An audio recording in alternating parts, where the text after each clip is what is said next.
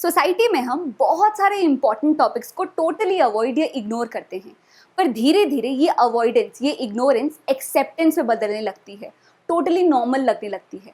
एक एग्जाम्पल लेते हैं और फेमस मूवीज और सीरीज को देखते हैं, जैसे सेक्रेड गेम्स, दबंग, सिम्बा, सिंघम, राउडी राठौड़, शाहिद या सत्यमेव जयते। इन सारी मूवीज और सीरीज में कॉमन क्या था? Torture, police torture. एक रिपोर्ट के हिसाब से जब भी किसी मूवी में कोई लीड कैरेक्टर कोई वॉलेंट एक्टिविटी या फेक एनकाउंटर परफॉर्म करता है तो व्यूअर्स उसे एंकरेज करते हैं, प्रमोट करते हैं। एक एवरेज बॉलीवुड व्यूअर के हिसाब से पुलिस का काम सिर्फ लॉ और ऑर्डर मेंटेन करना नहीं होता। पुलिस का मेन काम होता है विलेंस को पकड़ना और उनका खात्मा करना। हे एवरीबॉडी, मैं हूँ प्रिया और आप देख रहे हैं फिनोलॉजी लीगल। आज की इस वीडियो में हम बहुत सारे इंपॉर्टेंट टॉपिक्स कवर करने वाले हैं, जैसे prevention of torture bill. Indian parliament में ये बिल कौन से स्टेज पर पहुंचा है। दूसरा, हम जानेंगे कि एक अरेस्टेड पर्सन के पास इंडिया में क्या क्या राइट्स अवेलेबल है। और तीसरा, इस वीडियो के एंड पर हम जानेंगे कि सुप्रीम कोर्ट ने इस मैटर पर कौन से इंपॉर्टेंट डिसीजंस दिए हैं। तो चलिए इस वीडियो को स्टार्ट करते हैं।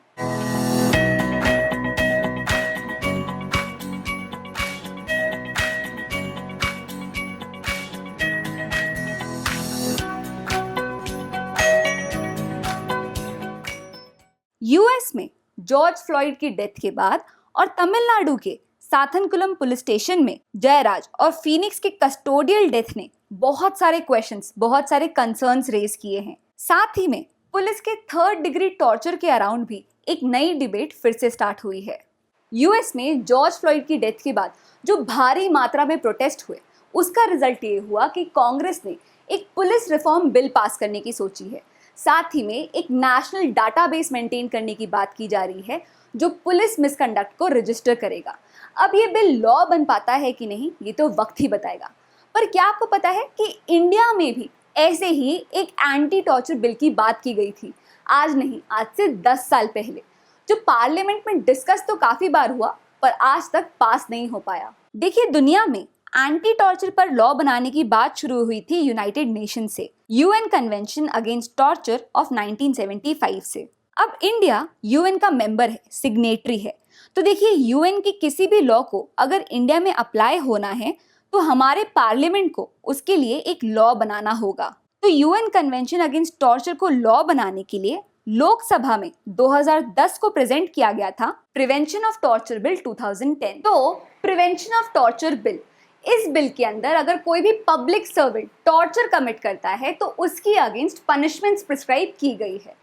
ये बिल टॉर्चर वर्ड को बहुत ही ब्रॉडली और सिंपली एक्सप्लेन करते हुए ये कहता है कि अगर कोई पब्लिक सर्वेंट किसी इंडिविजुअल पर या किसी थर्ड पर्सन से इंफॉर्मेशन डिराइव करने के लिए या कन्फेशन निकालने के लिए उसे ग्रीवियसली हर्ट करता है या उसकी लाइफ, लिम्ब या हेल्थ को मेंटली या फिजिकली टॉर्चर करता है, तो ये सारी चीजें टॉर्चर मानी जाएगी और इसके अगेंस्ट 10 साल की पनिशमेंट दी गई है। लोकसभा से पास होकर ये बिल पहुंचता है राज्यसभा। राज्यसभा फर्दर कंसिडरेशन के लिए इस बिल को आगे करती है राज्यसभा सिलेक्ट कमेटी के पास। कमेटी इस बिल के लिए कुछ सजेशंस प्रोवाइड करती है, जैसे पहला, टॉर्चर वर्ड को और एक्सपांड करना चाहिए, इसमें और डेफिनेशंस इंक्लूड की जानी चाहिए। दूसरा, अगर वुमेन या चिल्ड्रन पर टॉर्चर इन्फ्लिक्ट किया जा रहा है, अगर उन्हें टॉर्चर किया जा रहा है तो पनिशमेंट्स और स्ट्रिक्ट होनी चाहिए। और तीसरा, एक इंडिपेंडेंट अथॉरिटी सेटअप की जानी चाहिए जो इन सारी एक्टिविटीज़ को इन्वेस्टिगेट कर सके और विक्टिम्स को उनका कंपनसेशन प्रोवाइड कर सके। ये सारे सजेशंस इंक्लूड करने के बाद इस बिल को बार बार राज्यसभा में प्रेजेंट किया गया, पर अब तक ये बिल राज्यसभा से पास नहीं हो पाया है। 2017 में लॉ कमीशन ने ये कहा कि वो सीरियसली इस बिल को कंसिडर कर रहे हैं, पर इस बिल को लाने से पहले Indian penal code, criminal procedure code और इंडियन एविडेंस एक्ट को चेंज करना पड़ेगा। बड़ा काम लग रहा है ना। एक और बड़ी बात बताऊं, 2019 में 1700 कस्टोडियल डेथ हुए थे।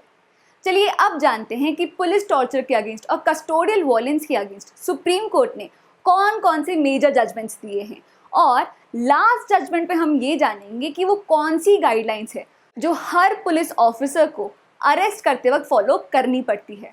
सबसे पहला केस है Rudul Shah versus state of Bihar का। इस केस में पिटिशनर रुदुल शाह को इलीगली 14 साल के लिए जेल में रखा गया था। हबीस कॉर्पस का रिट फाइल करके उनका इमीडिएट रिलीज डिमांड किया गया, ये केस इसलिए इम्पॉर्टेंट है क्योंकि इस केस में सुप्रीम कोर्ट ने पहली बार रियलाइज किया कि अगर स्टेट के हाथों किसी भी इंसान का कॉन्स्टिट्यूशनल राइट वॉयलेट हो रहा है तो उसे कंपनसेशन मिलेगा। दूसरा केस है सहेली वर्सेस कमिश्नर ऑफ पुलिस का।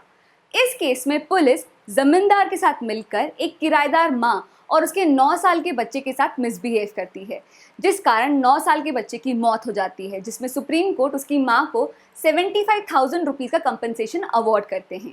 ये केस इसलिए इम्पॉर्टेंट है क्योंकि इस केस में सुप्रीम कोर्ट ने दिल्ली एडमिनिस्ट्रेशन को इस हादसे के लिए जिम्मेदार पुलिस ऑफिसर से ये अमाउंट रिकवर करने का ऑप्शन दिया था। तीसरा केस है Nilabati Behera versus state of Orissa का। इस केस में सुमन बेहरा, जिसे पुलिस ऑफिसर्स ने अरेस्ट किया होता है, अगले ही दिन उनकी बॉडी रेलवे ट्रैक के पास मल्टीपल इंजरीज के साथ पाई जाती है। इस केस में पिटिशनर को 1,55,000 का कंपनसेशन अवार्ड किया जाता है। तो पिछले 2 केसेस में हमको ये पता चलता है कि कंपनसेशन देते वक्त सुप्रीम कोर्ट कोई स्पेसिफिक क्राइटेरिया नहीं फॉलो करती है। हर केस की सिचुएशन के हिसाब से डिसाइड किया जाता है कि कितना कंपनसेशन देना है। पर इस केस में सुप्रीम कोर्ट ने ये कहा कि कंपनसेशन देना स्टेट की रिस्पॉन्सिबिलिटी है, पुलिस ऑफिसर्स की नहीं। नेक्स्ट है Joginder Singh versus state of UP का केस। इस केस में सुप्रीम कोर्ट ने कहा कि अगर कोई भी अरेस्ट, कोई भी डिटेंशन बिना जस्टिफिकेशन के होता है तो वो इलीगल होगा। सुप्रीम कोर्ट ने ये कहा कि पुलिस ऑफिसर्स के पास अरेस्ट करने के पावर्स हैं, पर सिर्फ इस पावर को यूज़ करने के लिए वो अरेस्ट नहीं कर सकते। अरेस्ट करने के पीछे कोई रीजनेबल जस्टिफिकेशन होना चाहिए। और अब बात करते हैं कस्टोडियल वायलेंस के सबसे इम्पॉर्टेंट केस के बारे में, DK Basu versus state of West Bengal की। इस केस में सुप्रीम कोर्ट ने कस्टोडियल वायलेंस और पुलिस टॉर्चर को रिकॉग्नाइज करते हुए ये कहा कि कस्टोडियल वायलेंस ह्यूमन डिग्निटी पर अटैक है। इस केस में कोर्ट ने ये कहा कि काफ़ी रिकमेंडेशंस और पॉलिसीज़ के बावजूद पुलिस कस्टडी में टॉर्चर के और डेथ के केसेस बढ़ते जा रहे हैं। तो इस केस में 11 गाइडलाइंस दिए गए जो हर पुलिस ऑफिसर को अरेस्ट करते वक्त फॉलो करने पड़ेंगे।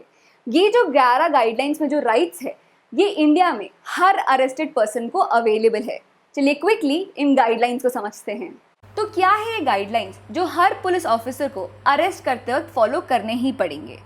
पहला, जो भी पुलिस पर्सन अरेस्ट या इंटरोगेशन हैंडल कर रहे हैं वो क्लियरली अपने नेम टैग को कैरी करेंगे, जिसमें उनका नाम और डेजिग्नेशन दिखे। और पुलिस एक रजिस्टर भी मेंटेन करेगी जो उन ऑफिशियल्स की जानकारी मेंटेन करेगी जो इंटरोगेशन हैंडल कर रहे हैं। दूसरा है अरेस्ट मेमो।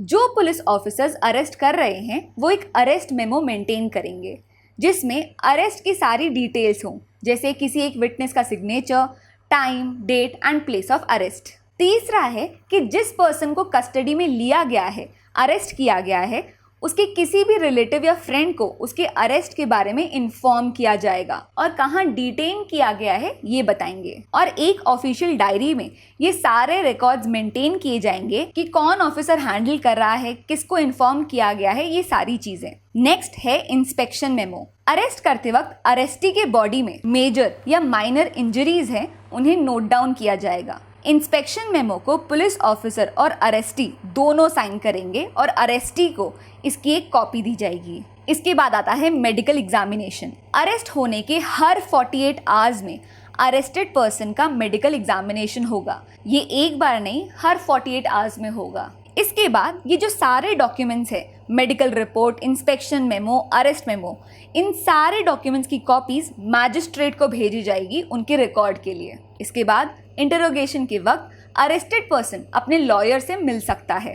और हर डिस्ट्रिक्ट और स्टेट हेडक्वार्टर में एक पुलिस कंट्रोल रूम होना चाहिए जिसमें अरेस्ट से रिलेटेड सारी इंफॉर्मेशन अरेस्ट के 12 घंटे के अंदर उन्हें पहुंचनी चाहिए और पुलिस कंट्रोल रूम बोर्ड ये सारी इंफॉर्मेशन डिस्प्ले करेगा। तो Sheela verse versus state of Maharashtra और DK Basu versus state of West Bengal में जो गाइडलाइंस दिए गए हैं उसके बावजूद कस्टोडियल वायलेंस के केसेस सामने आते रहते हैं। मुझे याद है जब मेरे कॉलेज में इस टॉपिक को लेकर डिस्कशन हो रहा था तो बहुत सारे लोगों का मानना ये था कि बिना टॉर्चर यूज़ किए सच्चाई कभी बाहर आ ही नहीं सकती। वहीं कुछ लोगों का मानना ये भी था कि वो लोग जिनका मेन काम लॉ और ऑर्डर मेंटेन करना है, अगर वो टॉर्चर यूज़ करे तो ये बिल्कुल भी एक्सेप्टेबल नहीं होना चाहिए। तो इन दोनों साइड्स में से आप कौन से साइड को सपोर्ट करते हैं और एंटी टॉर्चर बिल के बारे में आपका क्या ओपिनियन है, do let me know in the comment box. इसके साथ ही ऐसी और बहुत सारी इन्फॉर्मेशन के लिए आप मुझे मेरे इंस्टाग्राम पेज फिनोलॉजी लीगल पे भी फॉलो कर सकते हैं, जिसमें हम रीसेंट इवेंट्स को कवर करते हैं। और मेरे कोर्सेज पर जानकारी के लिए आप learn.phinology.in पर विजिट कर सकते हैं। उम्मीद करती हूँ कि आज का ये वीडियो आपको पसंद आया हो। That's it for now. See you in the next class. Bye bye.